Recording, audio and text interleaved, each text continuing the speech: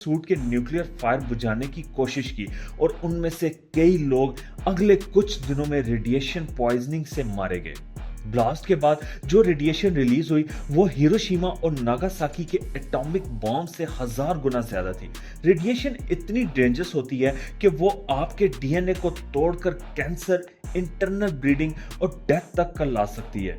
हुकूमत ने पहले सच को छुपाया, लेकिन जब स्वीडन तक रेडिएशन सेंसर्स ने अलार्म बजाना शुरू किया, तब यूएसएसआर ने ऑफिशियली कंफर्म किया कि चेर्नोबिल में न्यूक्लियर एक्सीडेंट हुआ है। 36 घंटे के बाद शहर प्रिपेयर्ड को एवैक्यूएट किया गया। लोगों को कहा गया सिर्फ 3 दिन के लिए जा रहे हो, लेकिन वो कभी वापस नहीं आए। वो बसेस में चढ़ गए और प्रिपेयर्ड बन गया एक शहर जो जिंदगी के बीच में ही फ्रीज हो गया। आज भी चेर्नोबिल एक रेडियो एक्टिव जोन है जिसे कहा जाता है चेर्नोबिल एक्सक्लूजन जोन। ये एक 30 किलोमीटर रेडियस